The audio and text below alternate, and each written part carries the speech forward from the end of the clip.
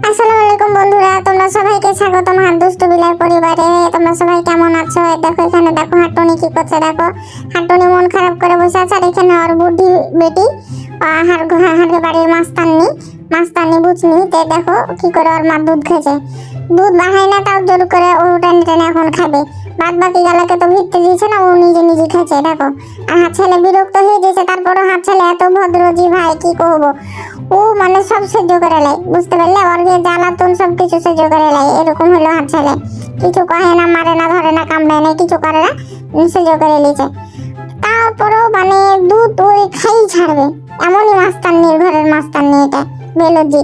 তোমরাই কহো, এত বড় বুড়ি ছেলে বুদ্ধি ছেলে কেউ বড় হয়ে গেলে কেউ কি মার দুধ খায়?